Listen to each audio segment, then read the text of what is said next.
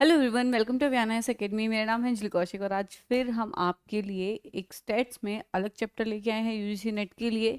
तो टेस्टिंग हमारी चल रही है, ठीक है। रिसर्च हमारा मेजरली चल रहा है जिसमें हम टेस्टिंग और रिसर्च दोनों को साथ में ही लेकर चल रहे हैं, क्योंकि दोनों जो आपकी यूनिट्स हैं वो इतनी ज़्यादा इंटरकनेक्टेड है कि आप उन दोनों को डिफ्रेंशिएट कर ही नहीं सकते, ठीक है। तो दोनों चीज़ें साथ में हम लेके चलेंगे ताकि हमारे लिए सारी चीज़ें समझने में आसान हो जाएं, ठीक है। आज का जो हमारा टॉपिक है, ठीक है, आज का टॉपिक हमारा क्या है? Chi square test and Spearman's rank correlation, ठीक है।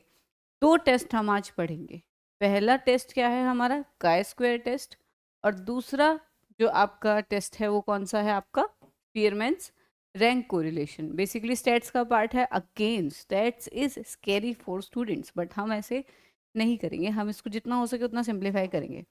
तो हम पहला टॉपिक स्टार्ट करते हैं, हमारा काय स्क्वायर टेस्ट, ठीक है। अब देखो, काय स्क्वायर टेस्ट जो है, पहली बात तो हमारे पास क्वेश्चन आता है कि ये यूज कहाँ पर होता है, ठीक है। काय स्क्वायर टेस्ट को हम बोलते हैं test for goodness of fit, ठीक है।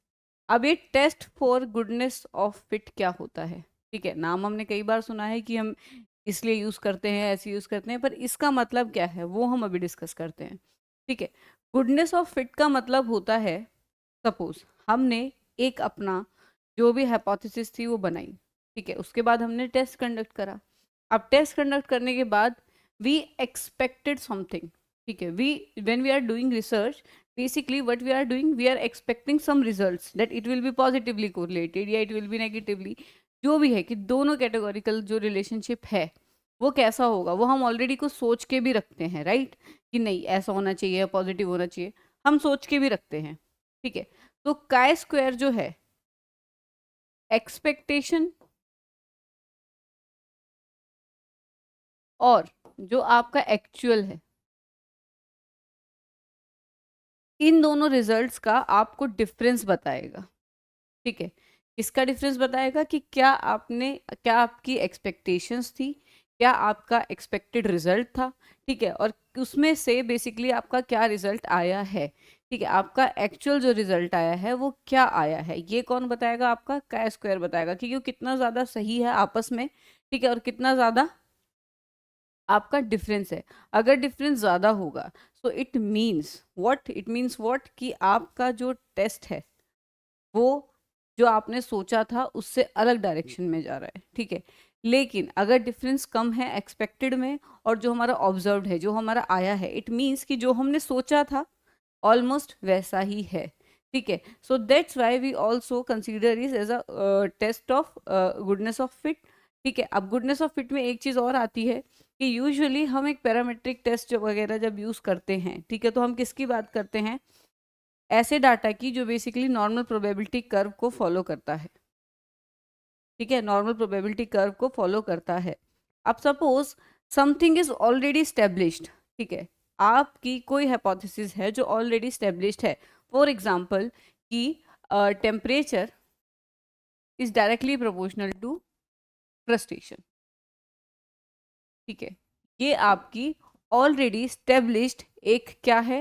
हाइपोथेसिस है, सपोज, ठीक है। I am just hypothetically considering that this fact, although somewhere it is true as well, ठीक है। सो हमने एक हाइपोथेटिकल वो ली है सिचुएशन जहां पर this is clearly established as per NPC, और पैरामेट्रिक टेस्ट से ये चीज प्रॉपरली स्टेब्लिश्ड है कि temperature is directly proportional to what? Frustration. अब suppose we conducted a similar test, ठीक है, हमने सिमिलर टेस्ट करा। वी आर एक्सपेक्टिंग व्हाट कि टेम्परेचर जो है वो अग्रेशन इससे फ्रस्ट्रेशन से पॉजिटिवली कोरिलेट करेगा। But suppose when we conduct the result, ठीक है, तो जो आपका रिजल्ट है वो डिफरेंट आ जाए, ठीक है।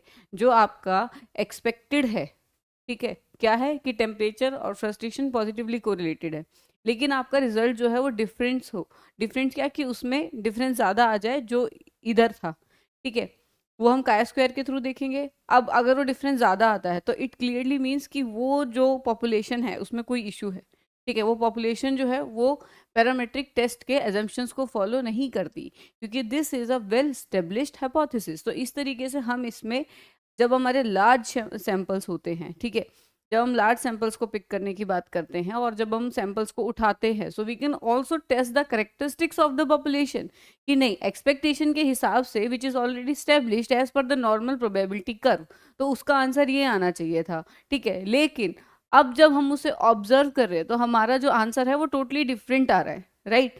तो यहाँ पर ये जो डिफरेंस है कि आपका जो कॉन्ग्रुएंसी है दोनों रिजल्ट्स में, किस में, एक्सपेक्टेड में और जो आपका ऑब्जर्व्ड है, जो आपका एक्चुअल है, ठीक है, उनमें जितना ज़्यादा कॉन्ग्रुएंस होगा उतना ज़्यादा बेसिकली आपका जो रिजल्ट है वो रिलायबल होगा, ठीक है, कि हाँ जो आपका पॉपुलेशन है वो नॉर्मल प्रोबेबिलिटी कर्व को फॉलो कर रहा है, ठीक है।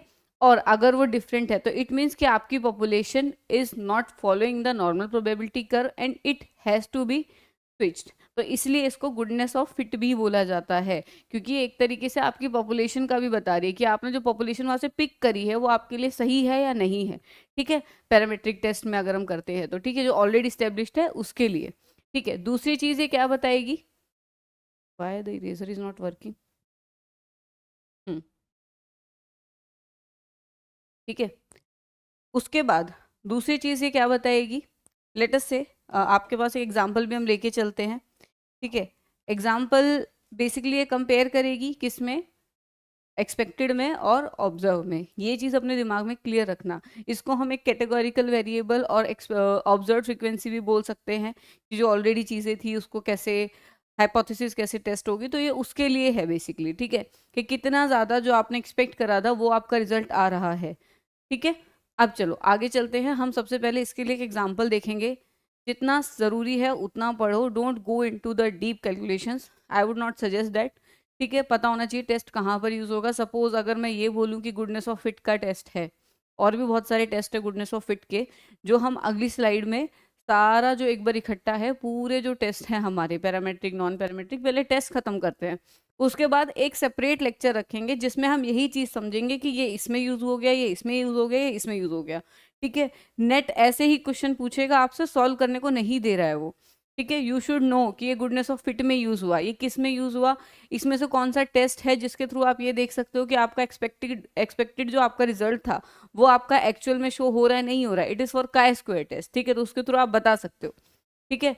अब चलो स्टार्ट करते हैं हम अपना, एक एग्जाम्पल देखते हैं। सो let's say you conducted a psychology experiment to examine whether there is a significant relationship between gender, male and female, ठीक है, हम किसका डिफरेंस देख रहे हैं, male and female, and the preference for two different type of therapy, और दो therapy, ठीक है, among the sample of 100 participant. तो इट क्लियरली सेज कि हमने 100 पार्टिसिपेंट लिए, बैलेंस टेस्ट इसको लगा के चलो, तो यहाँ 50, यहाँ पर 50, मेल 50 फीमेल 50। उसके बाद दो थेरेपीज हैं, ठीक है, थेरेपी ए थेरेपी बी, ठीक है, थेरेपी ए थेरेपी बी।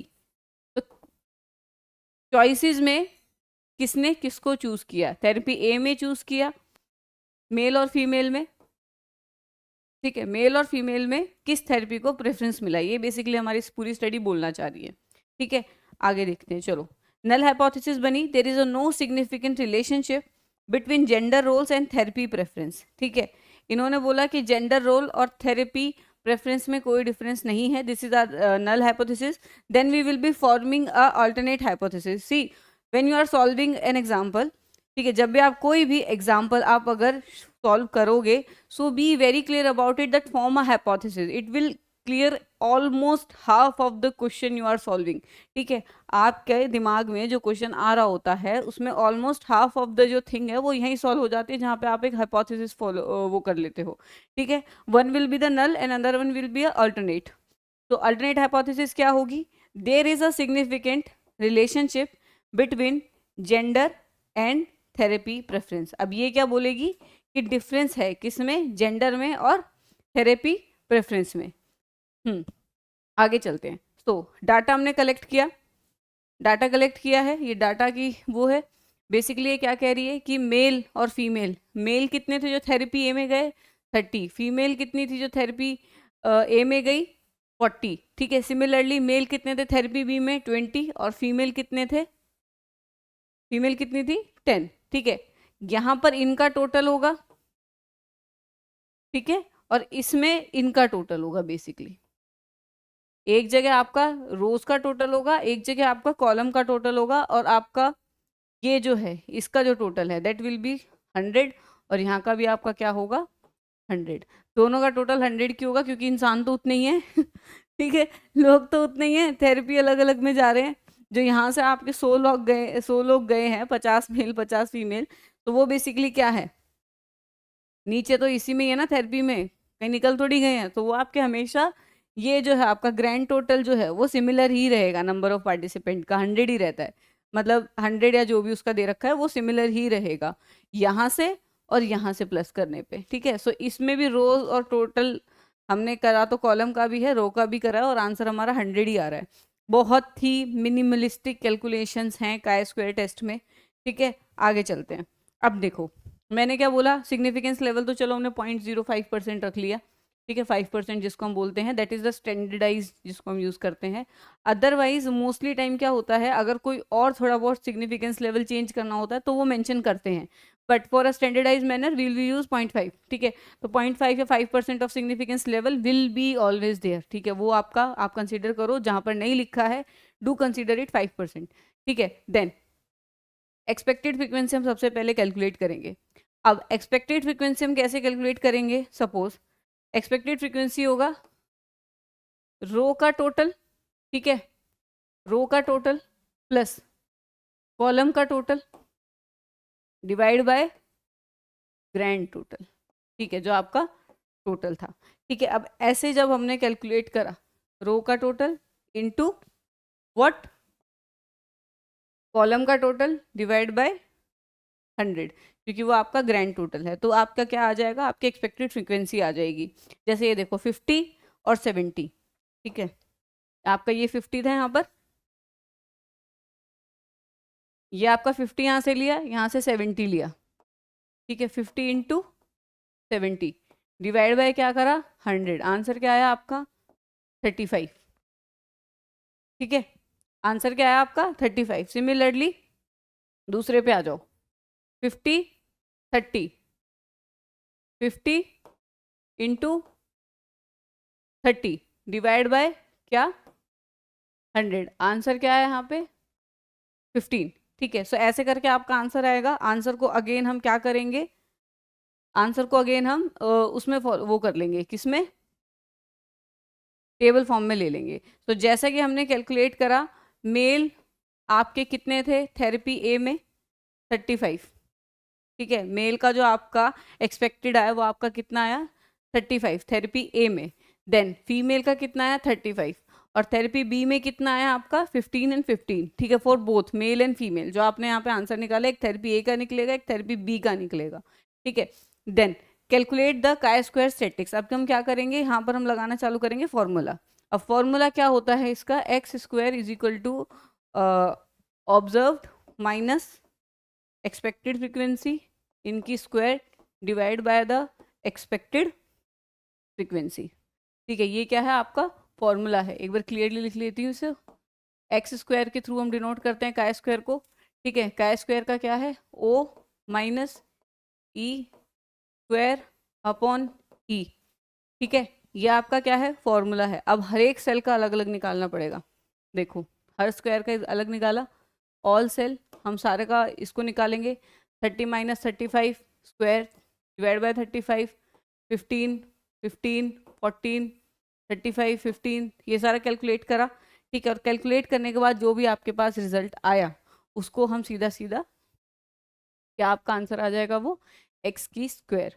ठीक है, ये आपका क्या है, ये रिजल्ट आ गया आपका। ठीक है, क्या आ गया है, रिजल्ट आ गया है। ठीक है, ये आपका क्लियर कट आ गया। अब एक्स स्क्वायर निकल गया, सिग्निफिकेंस पता चल गया। Then degrees of freedom for a chi square test in independence is calculated as. उसके बाद हम क्या करेंगे, degree of freedom. Degree of freedom आपकी काई स्क्वायर में क्या होती है, सीधा सीधा rows minus column, number of rows, oh sorry number of rows, एक सेकेंड, हाँ, नंबर ऑफ रोज जो आपका होगा, क्योंकि डिग्री ऑफ फ्रीडम क्या होता है कि जहां तक आपके पास ऑप्शन है। ठीक है, तो रोज -1 इंटू कॉलम -1, ये आपका क्या है डिग्री ऑफ फ्रीडम है। जो आपका सीधा सीधा आंसर क्या आएगा, नंबर ऑफ रोज कितना था 2, नंबर ऑफ कॉलम कितना था 2, ठीक है, -1 हम कर देंगे तो सीधा सीधा आंसर आपका 1 आ जाएगा। तो degree of freedom will be 1 over here. अब जैसे ही हमारे पास डिग्री ऑफ फ्रीडम आ गई, डिग्री ऑफ फ्रीडम हमने क्यों निकाली, क्योंकि हमें उसकी ज़रूरत थी रिजल्ट निकालने में, ठीक है। अब जो भी हमारे पास ऑप्शन आया है, जो हमारे पास वहाँ से वैल्यू आई है, ठीक है, उसका हम क्या करेंगे, जो भी वहाँ से हमारे पास वैल्यू आ गई, ठीक है। अब वैल्यू आने के बाद उसमें क्या होगा कि हमारा बेसिकली एक चार्ट टाइप होता है या सॉफ्टवेयर टाइप होता है जिसके थ्रू आप इसको कैलकुलेट करोगे कि इस पे सिग्निफिकेंस लेवल क्या होगा, पॉइंट सिग्निफिकेंस लेवल लगा के, और वैल्यू कितनी होगी जिसको हम बोलेंगे क्रिटिकल वैल्यू। तो यहाँ पर जो वैल्यू है वो ऑलरेडी कैलकुलेटेड है कि critical value will be near 3.841, ठीक है, 3.841 फॉर अ 0.5 जो आपका अल्फा वैल्यू है, डिग्री ऑफ फ्रीडम कितनी है उधर 1। तो ये जहाँ पर आपका आंसर आ गया। अब यहाँ पर हम ये देखेंगे कि क्या हमारा जो काय स्क्वायर की वैल्यू थी वो 3 पॉइंट से ऊपर थी, ठीक है, 3.841 से, तो हाँ ऊपर थी, ठीक है। सो यहाँ पर क्या होगा कि नल हाइपोथेसिस को हम क्या कर देंगे, रिजेक्ट कर देंगे। हेंस वी कैन से कि both of the thing have some kind of difference, ठीक है। अल्टरनेट हाइपोथेसिस को हम क्या करेंगे, एक्सेप्ट करेंगे कि जो हमने बोला था कि इन दोनों के प्रेफरेंस में, दोनों थेरेपी में मेल और फीमेल थोड़े से डिफरेंट होंगे, वो हैं, ठीक है। और ऐसे ही हम क्या करेंगे, अल्टरनेट हाइपोथेसिस को एक्सेप्ट करेंगे, नल हाइपोथेसिस को रिजेक्ट करेंगे। तो result is quite clear in front of you, ठीक है, क्लियर है। आगे कुछ इसमें अब हम पढ़ेंगे स्पीयरमैन्स रैंक कोरिलेशन, ठीक है। सो अब हमारा नेक्स्ट टॉपिक क्या है, स्पीयरमैन्स रैंक कोरिलेशन। सो स्पीयरमैन्स रैंक कोरिलेशन बेसिकली आपका कहाँ पर यूज होने वाला है। पहली बात तो हम ये चीज़ समझ लें कि ये जो है आपका एक नॉन पैरामेट्रिक टेस्ट है। नॉन पैरामेट्रिक टेस्ट है ये। जो पियर्सन्स कोरिलेशन याद है जो पीछे हमने कराया था, ठीक है, जो मैंने कराया था आपका पियर्सन्स, ये पियर्सन्स का नॉन पैरामेट्रिक वर्जन एक तरीके से आप बोल सकते हो। अगर आपका डाटा सेट जो है वो सारे एजम्पशंस नॉर्मल प्रोबेबिलिटी कर्व के फॉलो करता है, सो आप पियर्सन्स कोरिलेशन कोएफिशिएंट वहाँ पे यूज़ करोगे। लेकिन अगर हम बात करते हैं नॉन पैरामेट्रिक की, जहाँ पर एजम्पशन मेट नहीं हुए, तो वहाँ पे आप स्पीयरमैन्स रैंक कोरिलेशन देखोगे। अब वहाँ पे हमने मेजरली क्या किया था कि उधर भी एक लीनियर रिलेशनशिप की बात हो रही थी, इवन रिग्रेशन में लीनियर था। सेकेंड वन जो आपका बाय ये था क्या कहते हैं जो कोरिलेशन था पैरामेट्रिक वाला, वो भी आपका किसके लिए था, बेसिकली लीनियर रिलेशनशिप के लिए। लेकिन वहाँ से हमें स्ट्रेंथ या डायरेक्शन तो पता चल ही रहा था, ठीक है। अब समझो आगे, आगे क्या है कि ये वाला जो है यहाँ पर जो रिलेशनशिप है वो कैसा होता है, मोनोटोनिक, ठीक है। ये किसके ऊपर एप्लीकेबल होता है, मोनोटोनिक। अब मोनोटोनिक रिलेशनशिप क्या होता है, मोनोटोनिक रिलेशनशिप जो है आपका दोनों तरीके से हो सकता है। It can be positive, it can be negative, ठीक है। नेगेटिव क्या होगा कि जब वेरिएबल 1 जो है वो इंक्रीज हो रहा है, तो वेरिएबल 2 जो है वो आपका इंक्रीज होगा पॉजिटिव में, ठीक है। क्या होगा कि दोनों साथ में इंक्रीज होंगे। लेकिन नेगेटिव में क्या होगा, वेरिएबल 1 जब इंक्रीज करेगा तो वेरिएबल 2 फॉर श्योर क्या करेगा, डिक्रीज करेगा। तो इसको हम बोलते हैं मोनोटोनिक। मोनोटोनिक मतलब जो थ्रू आउट द टाइम एक ही टोन में चल रहा है, ठीक है। आप अगर किसी से आपकी लड़ाई हो रखी है तो आप उसी टोन में रहते हो, ठीक है, वो आपका क्या है, वो मोनोटोनिक है। कि आप, वो होता है ना कि जन्म जन्मों के दुश्मन बन गए हो types of, so that is a negative correlation between both of you, ठीक है। देन आपका कोई बहुत अच्छा बेस्ट फ्रेंड है, वो आपका through out the life best friend रहा है, तो वो आपका क्या है, again monotonic relationship but the positive one, ठीक है। सो ऐसा नहीं है ये सिर्फ एक काइंड ऑफ रिलेशनशिप के साथ काम करेगा, पॉजिटिव नेगेटिव दोनों के लिए काम करेगा, बट मोनोटोनिक, ठीक है। Monotonic, it can be positive, it can be negative, जो बेसिकली एक ही डायरेक्शन में चल रहा है, ठीक है, वो आपका क्या हो गया, मोनोटोनिक या फिर नेगेटिव मोनोटोनिक या पॉजिटिव मोनोटोनिक, ठीक है। उसके बाद हम बात करेंगे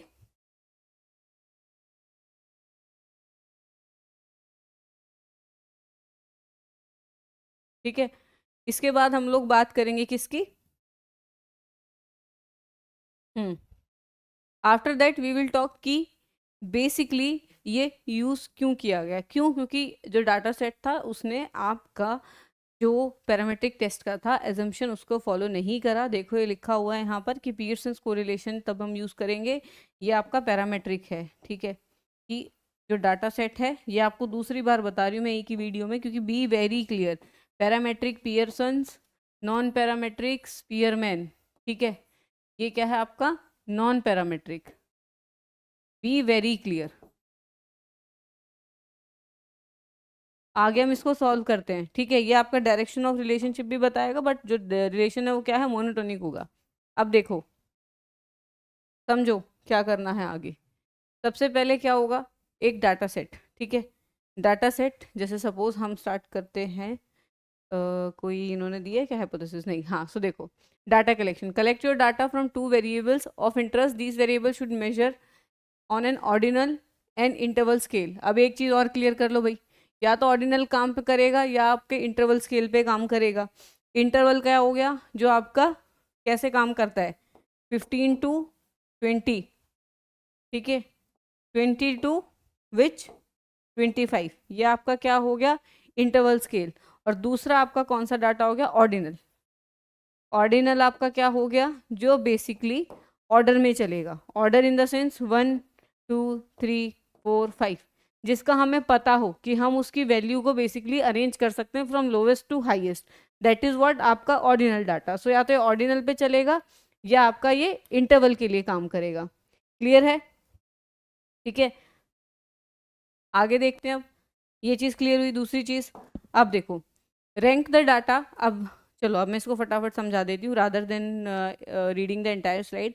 समझो, डाटा सेट हमारे पास आया, ये हमारा डाटा सेट है, वेरिएबल एक्स का डाटा सेट, वेरिएबल वाई का डाटा सेट, ठीक है। क्लियर कट रखो ये चीज, एक्स का आया, वाई का आया। अब हम क्या करेंगे, सबसे पहले इनको असेंडिंग या डिसेंडिंग ऑर्डर में लगा देंगे। सपोज ये हमारी टेबल है, ठीक है, ये आपका एक्स है, ये आपका वाई है, ठीक है, और ये आपका टोटल है, ठीक है।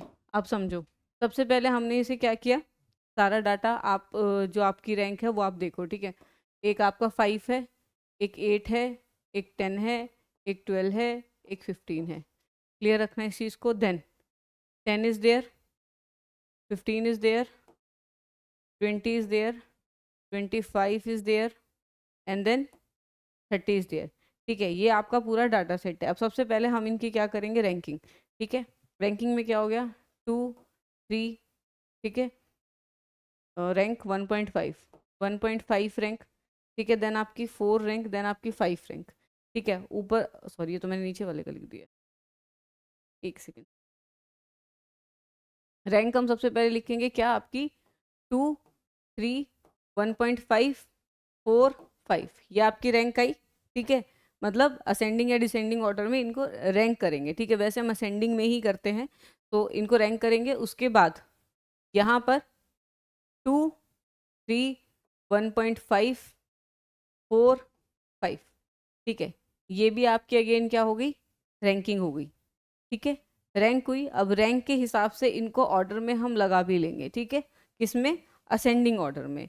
तो जब हम छोटे से, मतलब जिस तरीके से इनको असेंडिंग ऑर्डर में हम लगाएंगे, उसके बाद हम क्या करेंगे कि जो रैंक है, एक्स की रैंक माइनस वाई की रैंक, ठीक है। अभी मैं ऑर्डर में नहीं लगा रही हूँ, ये बहुत बेसिक चीज़ें हैं, ठीक है। सो जो एक्स की रैंक होगी उसमें से वाई की रैंक माइनस कर देंगे। सपोज यहाँ 2 था, 2 की जगह चलो 0, अभी मैंने ऑर्डर में नहीं लगाए, बट सपोज मैं एग्जांपल दिखा रही हूँ, यहाँ पर 0, अगेन 0, इसका तो आंसर पूरा पूरा 0 ही आएगा, ठीक है। तो रादर देन ऐसा 0 0 करने का, आप पहले इसको उसमें लगाओगे तो आपके आंसर जो है वो अलग आएंगे, ठीक है। वो चीज़ की, एक्स माइनस वाई करा। अब जो भी इनका टोटल आएगा, ठीक है, उसका हम क्या करेंगे, square the differences of each, ठीक है। जो भी डिफरेंसेस आए उसका हमने क्या कर दिया, स्क्वायर कर दिया, ठीक है। और स्क्वायर करने के बाद सीधा सीधा हमारा जो स्पीयरमैन रैंक कोरिलेशन कोएफिशिएंट का फॉर्मूला है, दैट इज क्या है आपका, 1 माइनस 6 डी की स्क्वायर। डी की स्क्वायर क्या है कि सारों का सम हो जाएगा, ठीक है। अब डी, बड़ा डी इसलिए लिखा हुआ है क्योंकि जितने भी आए हैं उन सबका हम सम कर देंगे, जो भी उनका डिफरेंस आया है। सपोज यहाँ से जो डिफरेंस आया होता, suppose suppose our difference was 15, ठीक है। Total difference was 15। अब 15 का अगर हम स्क्वायर कर देंगे तो वो आंसर हम यहाँ पर लिख देंगे, ठीक है। या सपोज हमारा 15 छोड़ो, थोड़ा छोटी डिजिट बताती हूँ। सपोज हमारा आंसर क्या हो गया, 2, ठीक है। 2 की स्क्वायर क्या हो गई, 4, ठीक है। ये क्या हो गया आपका बेसिकली स्क्वायर कर दिया। अब स्क्वायर करने के बाद जितना भी आपका आंसर आया उन सबको हमने करा प्लस, प्लस करके आपका जो मेजर डी स्क्वायर आया बड़े वाला वो आ गया। अब उसको एन स्क्वायर माइनस वन सीधा सीधा फॉर्मूले में हमने पुट कर दिया। ठीक है, ये देखो सारे स्क्वायर जो हमारे उधर से आए डाटा सेट के, इसमें ऑलरेडी कैलकुलेटेड लिखे हुए हैं मैंने। ठीक है, ये देखो 1 की स्क्वायर, 0.5 की स्क्वायर, देन प्लस 1 की स्क्वायर, 1 की स्क्वायर, 5 की स्क्वायर। ठीक है, सारी स्क्वायर आई, स्क्वायर को हमने क्या कर दिया, प्लस कर दिया, आंसर आया हमारा 4.5। एन हमारा कितना था 5। अब इसको सीधा सीधा इसमें हमने प्लेस कर दिया, तो यहाँ पे हमारा जैसा कि हमने पीछे देखा आंसर कितना आया है 4.5। ठीक है, 4.5 आया आंसर, तो ऊपर का आंसर क्या हो गया 4.5, 6 इंटू 4.5। ये देखो 6 into 4.5, then N equal to 5। अगर हम इसको क्लियरली लिखें तो 6 इंटू 4.5, ठीक है, डिवाइड बाई 5 इंटू 5 की स्क्वायर दैट इज 25 माइनस 1। ठीक है, ये आपका आंसर आ गया। अब इसको फर्दर हम आगे डिकोड अगर करेंगे तो आपका यहाँ पे आपका 1 माइनस भी है। ठीक है, फर्दर जब हम इसको आगे सॉल्व करेंगे तो आपका आंसर यहाँ पर आया क्या 0.775। अब एक चीज देखो, जब भी हम रिलेशनशिप देखते हैं it can be positive, it can be negative. Monotonic relationship के बारे में बताएंगे। अब जैसा कि हमें पता है कि कोरिलेशन में पहले आपको बता चुकी कोरिलेशन होता क्या है, तो कोरिलेशन जो है वो आपका -1 से +1 तक रेंज करता है। ठीक है, कोरिलेशन आपका कहाँ तक रेंज करता है, -1 से +1 तक उसकी रेंज होती है। अब यहाँ पर हमारा आंसर क्या आया है आपका 775। क्या आंसर है आपका 775। तो ये जो है ये आपका क्या है पॉजिटिव डिजिट में है। अगर ये पॉजिटिव डिजिट में है तो इसका मतलब क्या हो गया कि इसका आंसर क्या है पॉजिटिव 775, पॉजिटिव 0.7, इसका मतलब काफी अच्छा कोरिलेशन। ठीक है, so which suggest a strong positive correlation. ठीक है, 0.7 इज हाई। ठीक है, 0.7 जो आपका कोरिलेशन है वो हाई है। अगर ये नेगेटिव में होता तो आपकी जो कोरिलेशन की वैल्यू होती वो क्या होती, माइनस में होती। ठीक है, अगर वैल्यू आपकी माइनस में आई, ठीक है, तो आपका क्या होगा नेगेटिव कोरिलेशन होगा। सिमिलरली अगर पॉजिटिव में आपकी वैल्यू आई तो आपका कोरिलेशन जो होगा वो क्या होगा पॉजिटिव होगा। B very clear about it.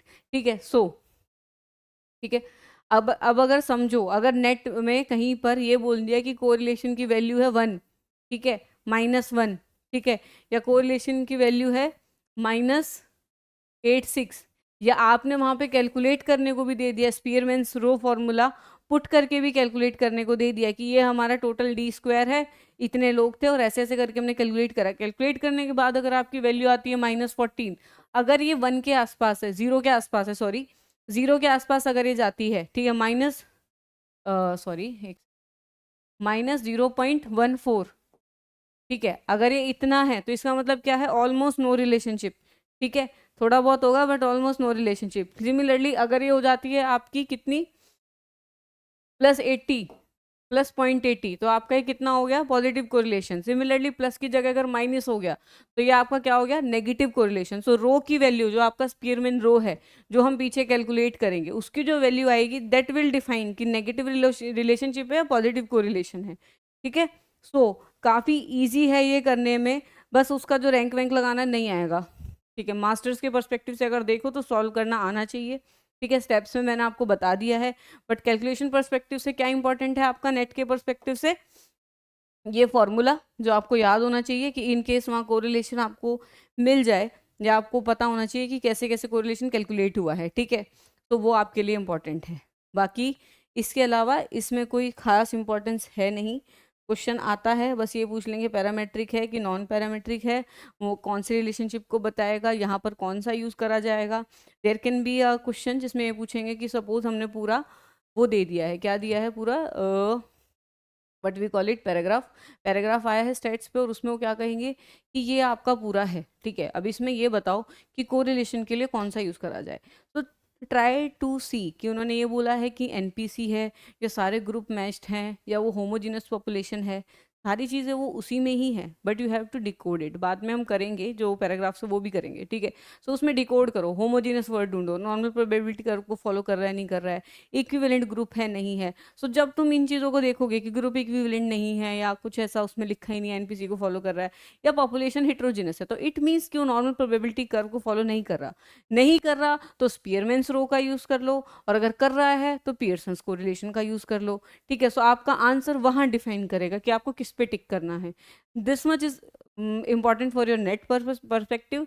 Plus अगर आपको कैलकुलेशन का आ जाता है कि calculate the correlation coefficient for this, then you should know कि यहाँ पे पियर्सन्स का लगेगा या यहाँ पे स्पीयरमैन का लगेगा, जो भी लगे फॉर्मूले में पुट करो एंड इट दैट्स इट। इतनी ज़्यादा कैलकुलेशन वो नहीं देंगे कि आपको टेबल वेबल भी बनाना पड़े, ठीक है। चलो गाइस, आज का जो हमारा लेक्चर है वो हम यहीं पर एंड करते हैं। बाकी मिलते हैं आपसे नेक्स्ट लेक्चर में, और ट्राई करेंगे इसको इजी बनाना। देखो होता क्या है कि नॉलेज काफ़ी ज़्यादा होती है, ठीक है। नॉलेज जब आप देने लगो तो काफ़ी ज़्यादा होती है। स्पीयरमैन्स को ऊपर ऊपर से समझाना या पियर्सन्स को ऊपर ऊपर से समझाना is not a small thing, ठीक है। आपको चीज़ समझनी, मतलब मेरे लिए खुद एट टाइम ऐसा हो जाता है कि इसमें क्या बोलूँ, ठीक है। तो ऊपर ऊपर से समझाना विद डिटेल्स, और आप पेपर क्रैक कर लो, is quite tough for me is well.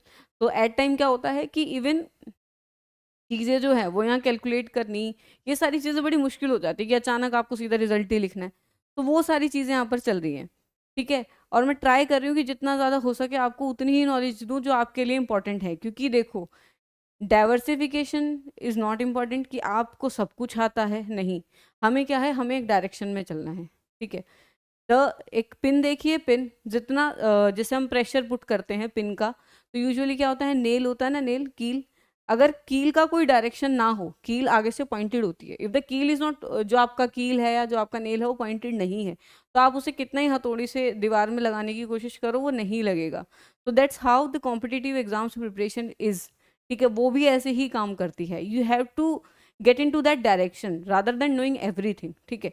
You should know it for the sake of knowledge, but अभी हमारा क्या है कि हमें पेपर को क्रैक करना है, तो we will focus on that, our preparation will be totally focused on that. और उस वजह से मैं यहाँ पर जो चीज़ें लेकर आती हूँ बहुत मिनिमाइज करके और बहुत कम चीज़ लेके आती हूँ, ताकि आप लोगों को ओवरलोड ना हो, ठीक है। सो ईजिएस्ट वे में लर्न करें, जितना जल्दी हो सके उतने तरीके से लर्न करें, और जितना ज़रूरी है उतना ही करें अभी, ठीक है। Don't overload yourself. Notification आ चुकी है, दिसंबर में आपका पेपर भी है, तो be directional rather than diversification, ठीक है।